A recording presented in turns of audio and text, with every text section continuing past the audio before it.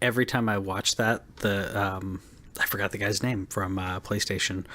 It looks like he's got a Whataburger cup. Really? And it makes me, I don't know what kind of cup it is, but it makes me want Whataburger, because I think the closest one to me is in Jacksonville. That's like 4 hours away. And that's not cool. Whataburger? Yeah. 4 hours to a Whataburger? Yeah. I don't think I've ever lived more than 10 minutes away from a Whataburger. You've always lived in Texas, though, right? Yeah. That's why. Life. That's why. Yeah. Yeah. There's a. What was it? There's a Popeyes. Popeyes is quite a ways away, but yeah, it's funny the weird fast food things that you're like, oh man, I really want this. Like Panda Express. Yeah. The closest one I think is 45 minutes away. Although I can't remember the last time I was like, I really want Panda Express. Really? I mean, every once in a while, I'm like, I need some low grade orange chicken, and that's what. Oh, okay. Okay, so you're going for white people Chinese, then you go there, yeah. Panda Express is white people Chinese. If for the most part it is white people Chinese, but like there's no for the most part. No, for the most part that's white people Chinese. If you're going to anywhere in Chinese and you're ordering orange chicken or like what was it? Chop suey, like any of that.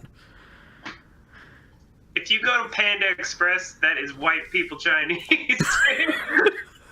Okay, I know it's not authentic or anything. That's why exact. So don't talk to me about it. So yeah, if I go to Panda Express, I want orange chicken. That's why I said low grade.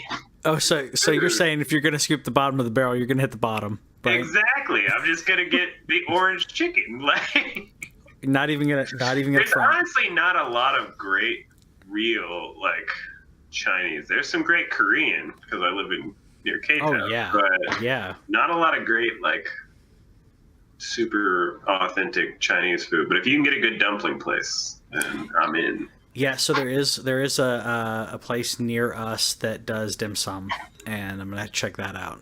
I'm excited about that because get some good dumplings, some good steam buns, and please look forward to it. Oh yeah, it's gonna be really good.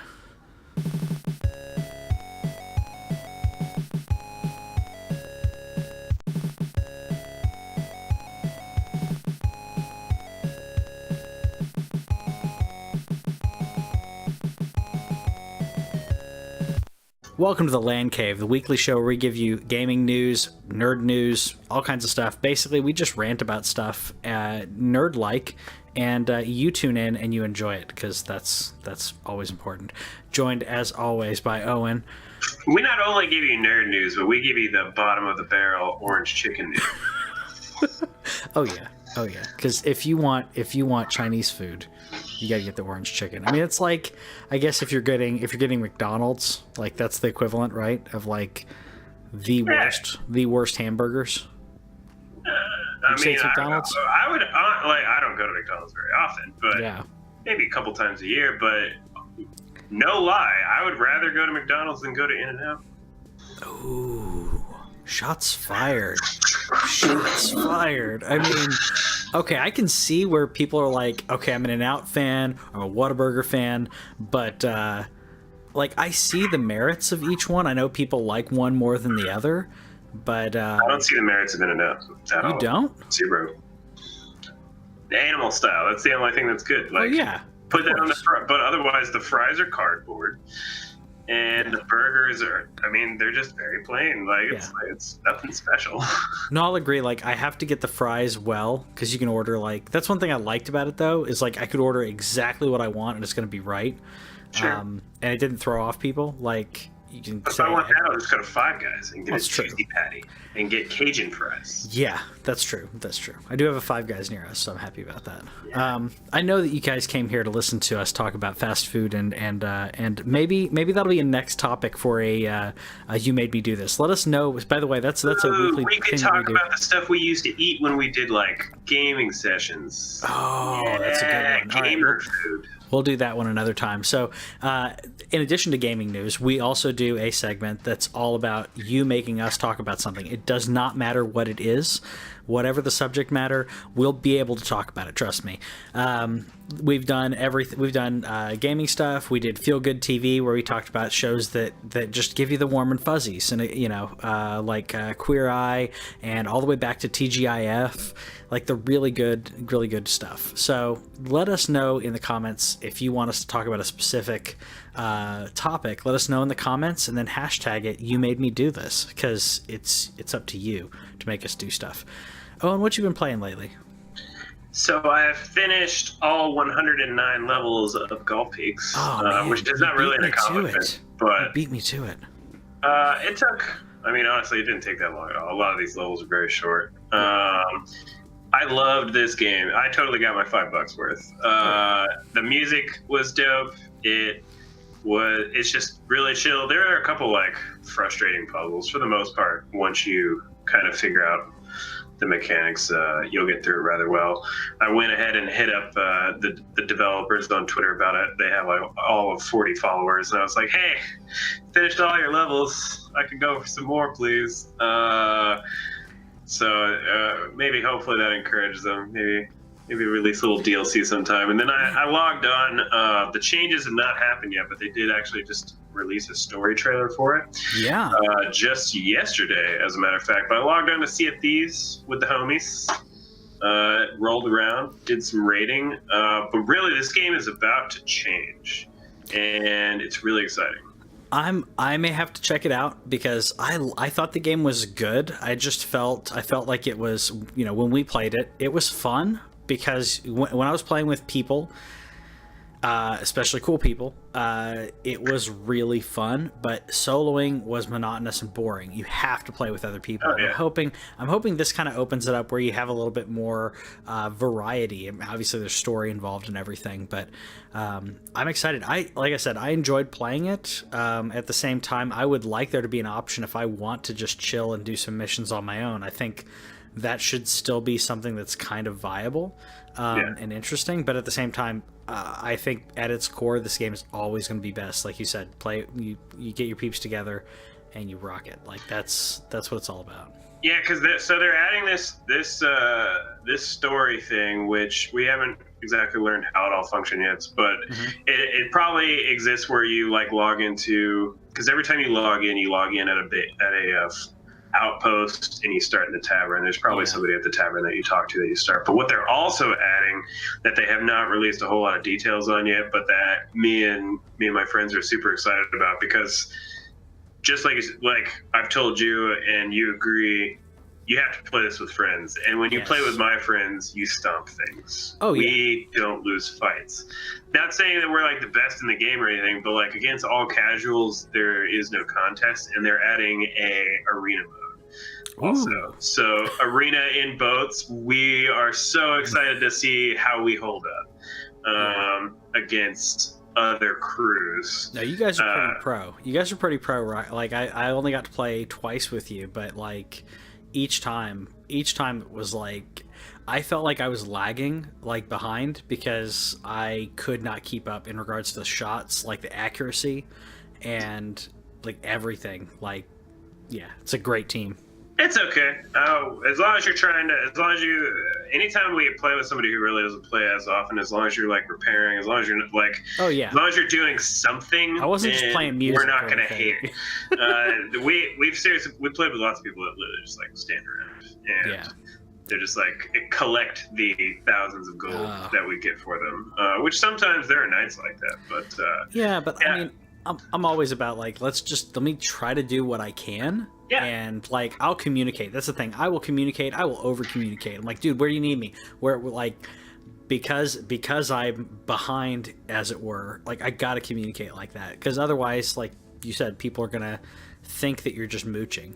And that's just cool. But really excited for those changes. The game,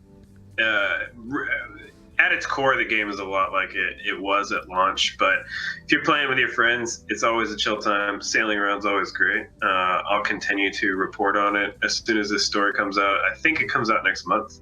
I'll I'll definitely be diving into it and checking it out. And as soon as the arena comes up, I might even try and stream a little bit of that so we can get some gameplay of some fights. Yeah, you definitely should. I think it'd be cool. What you been up to, man? I've been playing. I found this game because as we were talking about, like, trying to find games, this one was on sale, and it's Heroes of the Monkey Tavern, and it reminds me so much of old school, like, Bard's Tale, like PC, DOS, Windows 3.0. It's got that real old, like, dungeon crawler feel to it. Yeah, your movement, as you can see here, your movement is rather limited, but at the same time, so far from what I've played, it is a slow burn, which is not, a lot of modern gamers are not used to that, but it's very slow going at first.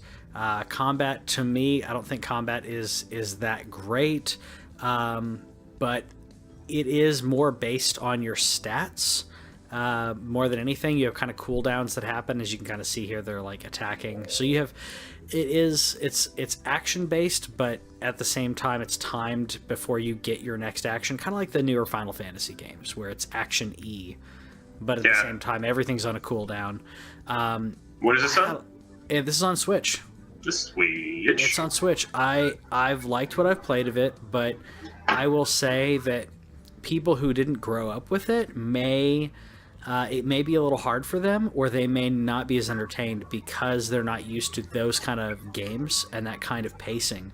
Man, go back and play some Might and Magic and see where we had to come from, you kids. Exactly. I've been playing that. I played some more Golf Peaks. I think I'm about 3/4 of the way through Golf Peaks. Really liking it. But I picked up Heroes, and I'm liking it. And that's actually when I thought of. Well, I didn't think of the topic. Someone gave us the topic to talk about, which is returning to gaming. If you skipped so Alex mentioned on here like 4 or 5 console generations or something. I'm gonna say 2 or 3. Like, I think is good. Like, I don't think there are a lot of people who are in his shoes, but we'll talk about him as well. I don't think there's a lot of people that are in his shoes that went from, like, the NES or the SNES and are now getting back into gaming. But we can talk about that. I think there's a lot of people who got out. It's just, have they gotten back in? And it's a steep learning curve. Like, some people, like I said, it's a learning curve where if you're used to 2 buttons or tops like 4 to 6, I mean, honestly, if you got out on the SNES generation and you're coming back now, you're adding 2 more buttons. It's not that big of a deal. Okay. We'll talk about that. I got you covered. We'll talk about that in the topic this week. You made me do this because you guys gave us the topic where we're talking about returning to gaming. But we had some interesting news. I'm gonna start out talking about Fortnite, because everybody's got to hit the Avengers bandwagon. And so Fortnite is teasing some type of tie-in. I couldn't find details on it or leaks on it yet. I don't know if you found anything on this, but I thought it was cool. It's definitely something that they would be doing. So I thought that was cool that they're doing a tie-in with Avengers, and we did talk about Marvel last week, so I won't talk about that too much. But I'm curious what you think they're gonna. Do you think they're gonna just add weapons in there, or what do you? I think it's just gonna be weapons added. Well, I am going to shamelessly plug our video from last week. So last week, our You Made Me Do This was all about the MCU, and we kind of talk about where we're at and our theories and guesses. So you can either, if you're avoiding spoilers, check it out after and see if we were right or not. As far as what they're going to do, so for Infinity War, they had the gauntlet, and you could become Thanos, and there was 1 Thanos per match, and if you happen to kill him, then you could take the gauntlet, I think is what it was. Fortnite teased a picture where they show somebody holding the Cap shield, and so I think you're probably spot on. I think there's probably an opportunity for, if they do this, and they definitely, they're the people to do it. That's a license that they've already had experience with. We have the shield, we have the I always forget the Stormbreaker. Stormbreaker, there we go. I just always want to say Millionaire, but he doesn't have that anymore. No.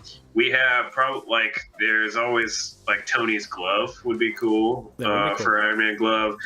I wonder, it'd be dope if they somehow put in a web shooter of some sort. That would be so much fun. I don't know why Spider-Man's always the most awesome thing to be, but if they managed to work in a web shooter in there, that'd be cool. No, yeah, dude, Spider-Man's awesome. I think it could work. Spider-Man's web shooter could work as a trap in the game. I think that'd work fine. We'll see what they implement in there. Whoops, wrong button. We'll see what they implement in there. I'm hoping for, like you said, Tony Stark's glove will be cool. Something different. Again, this is repulsor blast. There we go. That's what it was. I mean, I've not completely crapped on them or anything, but I know I've not talked fondly about Fortnite in the past, but they've shown that they're continuing to support the game in a way that a lot of developers don't, and I think that's what you need when it comes to games as a service, especially one that's free to play and has microtransactions. You need to keep it evolving constantly. Well, what's really interesting about them, and anybody who wants to crap on Fortnite, you're an idiot. I'm sorry, I don't mean to put it that bluntly, but if you don't like the game, you don't like the game. That's absolutely fine. But the level of service that they put in towards this game, I really liked Apex Legends, and Apex Legends is 3 months old now. They've put out one major update. They put out the Battle Pass where you can unlock one character. They've put out one new gun.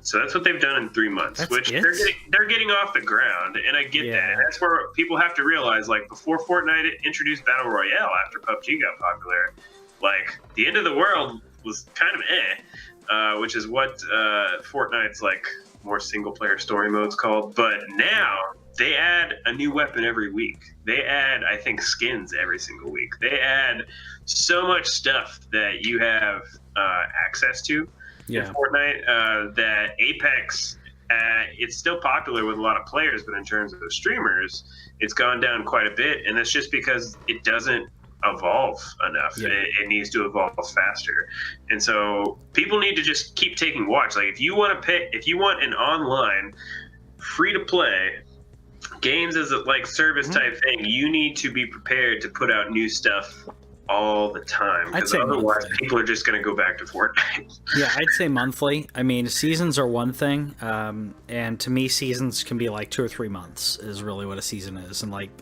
that's my opinion about it. And if you could go longer than that, but monthly, something needs to be happening. Something needs to be changing to make it interesting. Fortnite even does it on it's not always the same scale. Sometimes it's just a little tiny Easter egg or something that's going to happen later on. And I like that they do that in the game. They don't even have to tweet it. They just start having stuff. There's currently a thing going on right now. There's I don't know all about it, but there's a ring in it or something that is in some lake or something somewhere. And again, don't hate me because I don't know the map. There's a thing going on right now where something got added to it, a rune type thing, and you can find the rune in a game, and you can kill it, and it'll fly around. It has a ton of health. Now they added a second rune, and it's going around the circle. So something's going to happen when all those runes get there. Who knows what it is? But that's another thing they do. They just gradually add things to the map. They don't add a new map. They just blow up the map they have and do new things, which continues to make it cool. Some people have said, I just want new maps. And honestly, I think that's probably harder than working on the existing architecture. I'm not a programmer in any way, shape, or form. It's just whenever people say that, I'm like, changing the map that already works makes sense to me. So, changing the map can lead... changing anything in a variable in a game a game like Fortnite, where you're basically on the same playing field as everybody else. Changing the map is the variable that you change. Drop rate and map are the two things that you change, where you're all right, we're going to shake things up and possibly imbalance the game. And I don't think those things are things you can change in a minor way. Apex Legends has characters that you can choose from, right? So in that case, that adds another variable. There's more to change in that case, but to me, that means if you change one piece of that, like just like Overwatch or anything else, you're creating an imbalance. And as soon as people realize there's an imbalance, they're going to exploit it, because otherwise, why even be there? Yeah. That's just the way I view it. It makes sense, but like that's where I hope Apex realize. I hope they either get a new map soon or add some more characters soon. Like, because if you look at, I don't know how often LoL or Dota adds new characters, but like it's not the same as Apex, but it's a hero-based game. There's a ton of heroes in that game. In Apex, I think there's 10 or 9, something like that, where they just need to add, like Overwatch.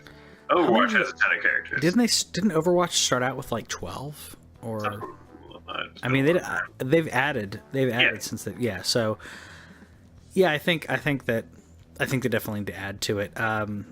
And speaking of adding to rosters, there's a game that I'm so tempted to get Mortal Kombat 11, and you can get it for $10 off on Amazon right now and a few other places, which made me wonder. It's getting decent reviews actually, but it made me wonder if are they doing that just to boost initial sales, because your initial sales numbers are very important in regards to how well a game does. It's it's a metric that the studios are going to use and the publishers are going to use. So it made me wonder why discount it immediately. I mean, whenever you think about it, it's not them discounting it. I mean, I don't know how that relationship works. That'd be really cool to talk to somebody about that sometime. It's like, if you have somebody in like the company's marketing that's like, yeah, go ahead and knock 10% off, or go ahead and knock $10 off. Well, I didn't see any publication of like, oh, this is only an Amazon deal, or this is only, like, I saw Target, Amazon, and a couple others are basically, it's a $10 is the price point, but each of them is doing it in a different way. So it made me wonder if the studio themselves did it. I don't know. Maybe there was. From what I've heard, the problem goes around user reviews. So they had a little controversy this week, and I don't have all the details on it because this isn't a game I'm going to buy. Because I suck at fighting games. I'm gonna redbox it. It. I'll be honest. The only fighting game that I really like Marvel vs. Capcom. So whatever and that's just because I like all the characters in it. So Mortal Kombat, from what I know, it's great. What I've seen in reviews, it's in terms of like the actual gameplay, it's one of the best of the series, if not the best of the series, from depending on who you talk to.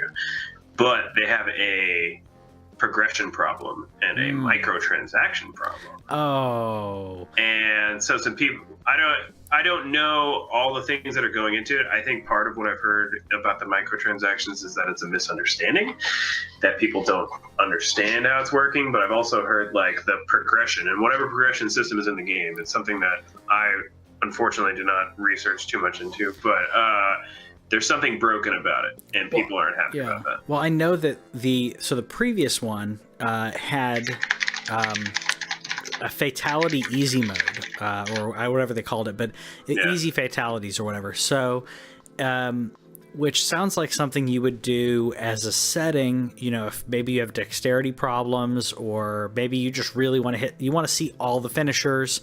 They put it behind a $5 DLC paywall.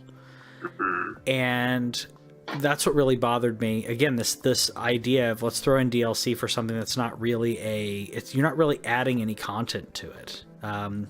Fatalities, all they do is that's just the icing on the cake. That's just the little flare at the end. You already beat the person, so it doesn't matter. You can just punch them in the face with a little jab. You still won. Why put that as a $5 thing? I get it's not pay to win. Definitely not pay to win. But why put it behind the $5 rule? Anyways, that was last version. But if this one's doing more crap like that, I hope they either get rid of it, or I don't know. Maybe the game will go on deeper sale, and I don't know, more people will buy it. I know people who really enjoy the series that liked this. It's supposed to be like kind of a best of. They brought in like old school and new school together in this this version. I think it's part of the storyline. So guys, let me know in the comments if that's correct, because I used to be a huge Mortal Kombat fan. I used to be into not all fighting games, but Mortal Kombat and Street Fighter I got really into back when, Mortal Kombat 1 and 2 and 3. I've just gotten out of it because I'm not competitive on that. That's really what you have to take, with those kind of games. So. Yeah, so what I looked up while my sound was messing up, so there's a progression system in there called the Towers of Time. And I don't know everything you have to do with it. Apparently you unlock gear, so I'm guessing maybe that means skins or something. And there was a bad grind to it right at launch or right before the game launched. And that caused, as you know, if you have too difficult of a grind, the internet gets angry. So I'm going to guess that sale is tied to that kind of thing. Maybe it's a goodwill type situation. Maybe it's a thing where it's like, hey, we realized maybe you were a little unhappy at the beginning. Here's $10 off. Yeah. The problem that this is that this continues to come up on this show is that unless you just love to support the developer, which I completely understand. I have Days Gone pre-ordered. It's already preloaded on my PlayStation. It's ready to go. Considering it, yeah. And I have no idea how good that game is going to be, but I'm paying full price for it. Mm-hmm. I get that dev support, but otherwise, if it's a game that you are anywhere not even sure if you're going to buy, why would you ever pre-order it? Because the week that it comes out, I can pay $50 instead of $60. Yeah. Yeah, I know people who pre-ordered it. Oh, sorry. I know people who pre-ordered it and cannot. I mean, they pre-ordered it but can't get the return on it. I'm curious, though. The GameStop apparently has a new policy coming out, by the way, where I think it's if you return it within 48 hours, you can get a full refund. I don't know if you heard about that. What? Stupid. I mean, why would they do that? Well, I think the idea was that they can flip it. And they're not going to have the majority of people aren't going to come back in 48 hours. I will say that with the, I don't mind doing that sometimes, not to a huge extent, but I just ordered WWE on the PS4. I ordered it on Amazon because it was on sale, really? And then I did that yesterday, and then today the PlayStation Plus sale came out. Cancel. And it's cheaper. The complete deluxe digital everything version is cheaper than what I bought on Amazon. So I'm returning it on Amazon. You have to pay for, because it's a return like that, you have to pay for the shipping. But it's still cheaper. It's still, I think it's like $15 cheaper than if I purchased $15 or $20 if I digitally purchased everything else in addition to it. So I don't always do things like that, but in this case, I'm like, I didn't even open the box. I didn't open anything on there. Whoever gets it, they get a brand new game. So, do you hear about Kohl's, by the way, with Amazon? No, what's going on with Kohl's? Starting in July, Kohl's will process your Amazon returns for free, so they'll ship it for you. Apparently. That's interesting. If they ship it for free, that is amazing. You don't even have to have a box. Oh, that's cool. That's really cool. I don't know what deal they have for that, but that literally just made me think of that, where they're processing it, they're stamping it, they're doing it. That's great, because I think I had to pay $7 for. So I ended up paying $7, not to get into too much math, but I had to pay $7 for shipping and handling, whatever, to return it. I'm not even going to open up the bag that it came in, because it came in one of those those plastic bags.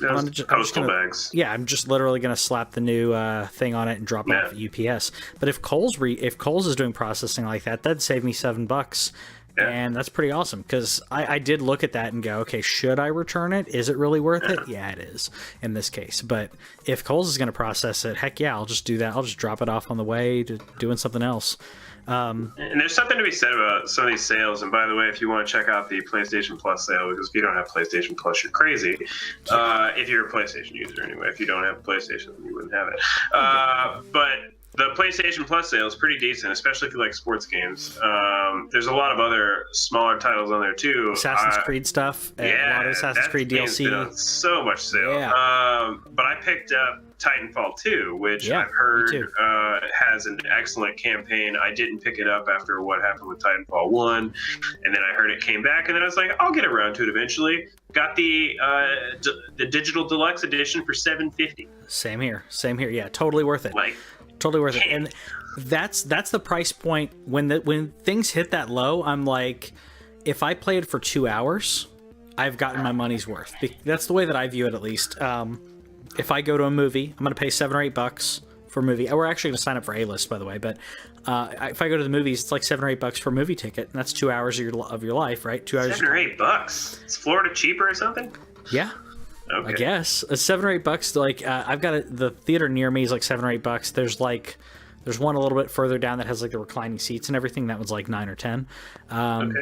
But yeah, the one near us is kind of an older. Like it still has like stadium-ish seating. Like it's not bad. But yeah, it's $7 or $8. I don't know if you remember Cinemark Plano. Like, dude, they ain't cheap. Yeah. Dude, okay, I love used to go them, to no. Cinemark. Cinemark Plano, the one that turned into the dollar store, the dollar. No, Cinemark West Plano. Off the okay. I was thinking of that one's expensive. I was thinking of Cinemark off of Plano. What is it? Plano Parkway. It's off Coyton Park. That's what it was. Oh, is that near 75? Yeah, it's Coit and Park, so it's closer to 75. If you're not from Texas, I apologize right now. Yeah, well, it's like $1 or $2. I think it's $2 normally, and it's $1 on Tuesdays. Yeah. I hit up so many matinees and stuff like that. Like when I worked at Starbucks, I would drop by there like on my like after work or on a day off. Yeah. So cool. But we're gonna get A-List because then it's $20 a month, 3 movies a week that you can watch. Speaking of sales, by the way, if you guys do not have Marvel movies on digital, even or on DVD, there's a lot of DVD packers too, but I have gone the digital way. I'm no longer buying DVDs or Blu-rays. You can buy almost all of the Marvel movies either on iTunes or Amazon Digital for $9.99 right now. Oh, HD, not 4K, but $10 a pop's not bad. Well, consider they're 20 most of the time. They're 20 brand new digitally, and that's why I don't own all of them. So $10 right now for almost all of them. Yeah, that's tempting. That is very tempting. I picked up the ones that I like. Yeah, I've got quite a few. I've got the ones that I like on Blu-ray. I haven't gone all digital because certain movies, especially darker movies, the dark levels and the black levels, if you're streaming it, like it's really crushed and it doesn't look as good. And I'm a purist, but anyways, we'll talk more about that kind of stuff another time. On his movie show. Yeah, on my movie show, yeah. Which we're bringing back Script Doctors. We're just talking about a lot of the new stuff. I'm really excited about the podcast. I'm excited about what we're doing with it. But we're bringing back Script Doctors. That's going to be, I think it would probably be best to just be on YouTube. We'll see how it goes. Maybe a short little podcast that pop in here and there. But it's a movie review show where I review a movie and then tell you what would have fixed the script that would have made the movie better. So we'll talk about that later. Square Enix is actually coming back to E3 this year. Yeah. And me is so happy about this. So as soon as I don't know about you, but anytime I see Square Enix, I think Final Fantasy, but they do so much more than that. Everything from Shadow of the Tomb Raider, which I loved. They did Life is Strange, which you love. So yeah. I'm glad to see them back. I'm curious.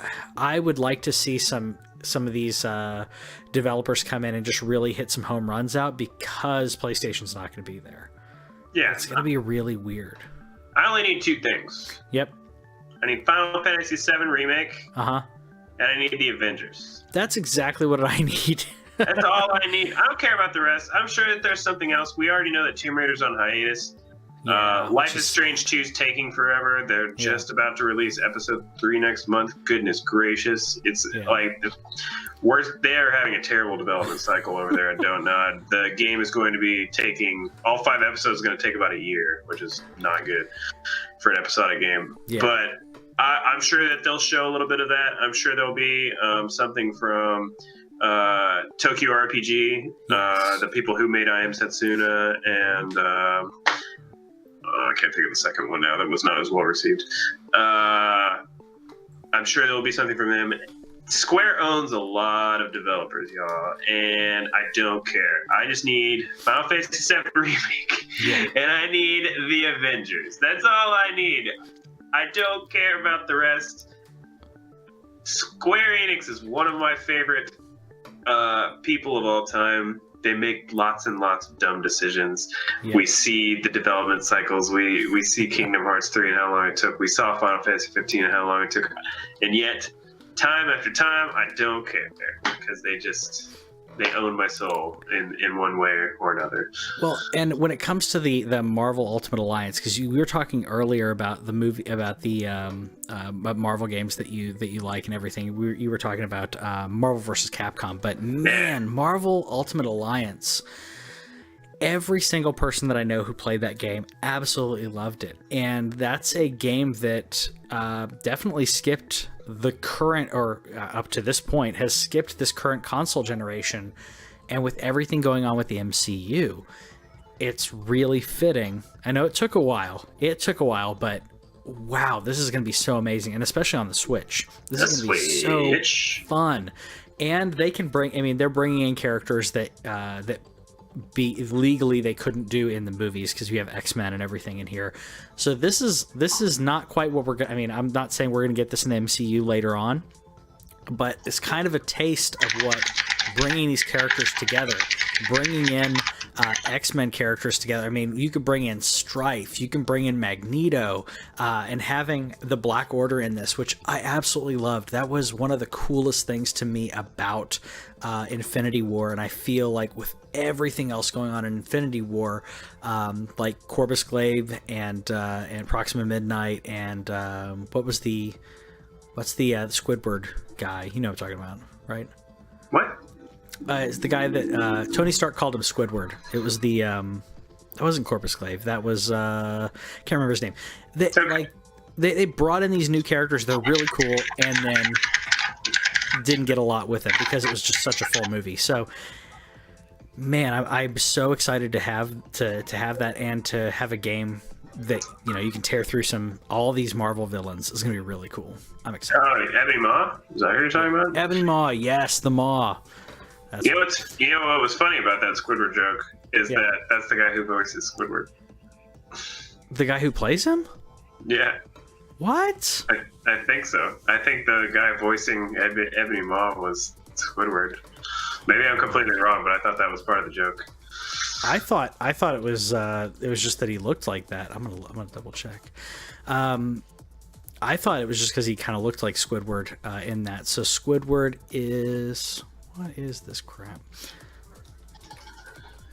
Just to be clear, by the way, Roger Bumpus. Since he was talking about Marvel Ultimate Alliance, that is not made by Square Enix. It's made by Team Ninja, and it's being published by Nintendo. So we just transition there. So not to get anybody confused, but Square Enix is working on an Avengers game that we still have not really seen or heard anything of. And other than Final Fantasy VII, that's all I really want. But Ultimate Alliance 3 handheld co-op. Yeah. Not handheld co-op, but handheld.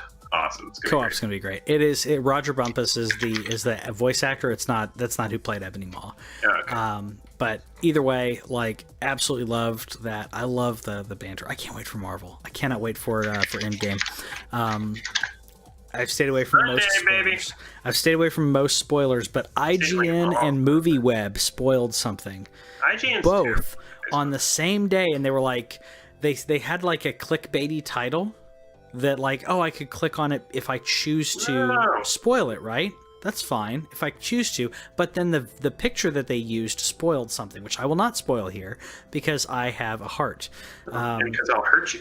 Exactly. And in addition to that, I want to do a post-Avengers Endgame discussion with you, which we'll not do live because I don't. Next week we're going to do a spoiler mode. Yes, we are. But I'm not going to do it live. I want to do it, record it, and then put it up because I don't want someone to stumble upon it. Some people couldn't see it, so we'll do that later. Anyways, we could continue talking about that. Let's talk about Dreams, because they did the early access on this actually on my birthday, and I completely forgot to get in on it. Apparently it's good. Apparently it's yeah, and you can still get in actually. Oh, I can? Yeah. Oh, maybe I'll do that. As long as I can do it before, like after this weekend. I am like completely just packed at this point. But yeah, it's getting really good hands-on reviews. Again, I think I'm getting to the point where like maybe if I get it early, because you can get it cheaper. Can you get it at like half price right now? $29.99. Yeah, I think I may do it just to investing in the future, if you will. And if they, a year from now or 2 years from now, being able to jump in and see what people are doing on this, because I know I'm not going to have the time to go in and do the facial animation like people are doing in this. Yeah. But I may have to get it. Did you already buy it, or are you going to buy it? I'm gonna buy it. It's one of those things that since I try and pace myself sometimes. I'm a huge impulse buyer, so there will be a day where I just feel like logging in. But I did verify with some people who are in, because I was just like, hey, can I play what everybody else is doing? Because that's the only thing I want to do. I'm not a creator. I have zero dreams. My dreams are to play your dreams. My dreams are to talk about your dreams on this show. So I'm living my dream right now. You can. The thing is that everything's super early, but you can play pretty much anything that anybody's done. I don't know what the limitations are on them publishing things, so maybe there's some things where you can be like, no, I don't want people to access that. But you can play anything that anybody's put out there and play through it and check it out and check, like, people are making music, people are putting art. One of the things that Patrick showed was just this piece of art that somebody created, and that they just, the creator said, I eventually want to make a game out of it. But the art that he's used, I assume it was a he, and I apologize if it's not, has already been like taken by other dreamers, is what they're called, and used for other things too. So that's the other thing that's cool, is if maybe you don't want to make anything, but you just want to make assets and you want to make music, you can go in there and do that. I think that's super cool. I'm thinking about not only picking it up so that I can do that, but I haven't shown it to my wife yet, who's pretty artsy, but I would wonder if she could like make some cool assets. It seems like something that she's very capable of doing. But even if she's not, I just want to play what everybody else has played. I know that somebody is going to remake Final Fantasy VII, and it's going to come out before Final Fantasy VII Remake comes out. It's going to happen, and I am going to play it, and I'm going to enjoy it. But I think I'm going to buy it simply because that way I don't have to pay $60. Yeah, the music part of it could be really interesting. Like, I may dive into that part just to see what you can do, because I wouldn't mind like making some music and throwing it out there, because I can do that more relaxed, I think, than the art aspect, because I guess it's because it's something I've done so much of. I may do that. Yeah, why not? Speaking of doing things that are awesome, Pokemon, holy crap, man. So I loved the first trailers that were coming out.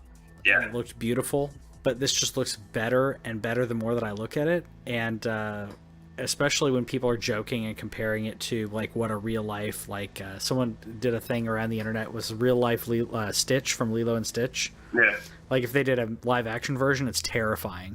Yeah, but in this case, like yes, they're quirky, they're cartoony, but it works. It fits the texture, the fur texture. I think they've nailed it. The fur texture, the differences in texture for all these characters, I think is just gorgeous. I think they're gonna see a lot more people at the theater than originally they thought were gonna come to see a Pokemon movie. I think they knew that they were gonna knock it out of the park, to be honest. I think that it's a property, if done right, it can make so much money. Look at what happened with Pokemon Go. Everyone was playing. People who casually knew about the show or casually knew about the games or whatever jumped in there and were like, "Oh, I heard of Squirtle. I don't like," and they enjoyed it. And I think this is going to show it. I think that the Ryan Reynolds pick was a great one for them to bring in a heavy. I would consider him not necessarily a heavy hitter, but like an A-list person that you can put in the cast that people will go see the movie for, because everything else about this looks quality, but having him in there almost like validates it in a way. It's different to how I felt about movies about like Shark Tale. I don't know if you ever saw that movie. Was it Shark Tale? The one with Will Smith? Don't they do Car Wash or something in that movie? No, it was like an underwater cartoon. And yeah, was it a Car Wash? I thought they did a Car Wash or something like that. I didn't see it. Okay, I'm pretty sure I might be wrong about that scene. Well, I saw clips of it, and I really I've heard horrible things about it, and it was like, oh well, they just stacked great actors in there to get people to watch it. And it wasn't that great. In this case, I feel like they had a great property, they're treating it right, and they got a good cast, so I'm excited about it. How do you feel about Persona 5, though? They totally did Car Wash. Sorry, yeah, you got me on that to make sure that I saw that. I feel great about Persona 5. I still haven't played it. It's still sitting on my PlayStation 5. I have it downloaded for when the kid is born, because I was like, hey, I want to be on leave from work. I want to be dealing with a crying child. What better than a turn-based RPG to get me through that? So that is what I've been saving it for. But really cool that they have announced a little bit more. They gave us a little bit more on Persona 5 Royal, which we previously talked about on the show. They have added a new character to the Phantom Thieves. Oh no, I feel bad. There's a new character, and they're adding another semester of school, which is how the Persona games work, if you're not aware. So who knows how many hours of content that is added to the game. The only thing I don't understand is, like, is it an add-on DLC, or are they going to be selling like a Persona 5 Complete? I really hope that they allow that to be some type of upgrade DLC kind of thing, and allow that. Or some type of discount for people who've already purchased it digitally. But if you purchased it physically, then yeah, definitely some type of DLC, because they also upgraded it. If you have a PS4 Pro, we're getting 4K resolution on this, which is amazing. And this is a game, because of the art style. That art style lends itself to being able to be brought up to 4K and not completely kill the system. Similar to like a Borderlands, it's easier than the really complex textures. Plus, a lot of this is already pre-rendered. But either way, I think it's great, showing some love for the and I didn't see if this is coming out on Switch. That's the big thing that people were rumored that it was going to come out to Switch. I've only seen PlayStation stuff so far. So the thing that was rumored, and by the way, this is going to come out this year in Japan, and then it's going to come out West in 2020. So next year is when we're going to see that.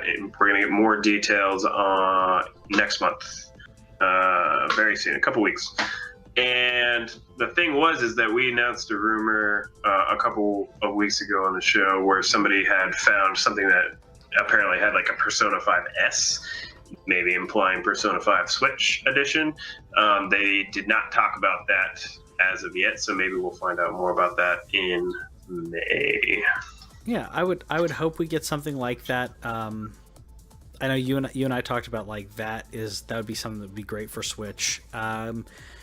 You obviously don't need the 4K because the screen's not capable of it. It's not really needed either, but I'd really like to see that come to Switch, because I feel like Switch is getting so much love because it's a great console. It's a solid console. It's getting a lot of developers moving to it, and I think that would be more validation for it. I'm playing more Switch than anything else. I mean, I play a good amount of PlayStation, but man, I'm playing a lot of Switch. Are you bringing it to Switch? Are you going to release it on Nintendo Switch? I really hope they do. I still expect them to. We'll see, of course, but I just feel like, from what I've seen of the game, like, obviously in 4K it's going to look great, and it looks great already. It looks great. The art style lends itself to something that looks good. But the thing about that art style is it reminds me a lot of what we see in like Breath of the Wild.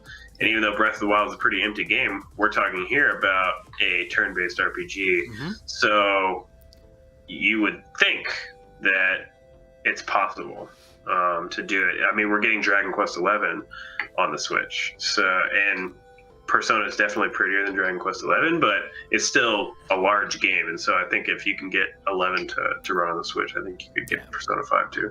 Oh yeah, I think you can definitely get it to run on the Switch, and I'm hopeful that it happens. But let us know in the comments what you think. What would you like to see show up on the Switch? And tweet at us what games you'd like to see move to that console, or do you want to see something that's on Switch move somewhere else? Tell us what your favorite Pokemon is. That's right.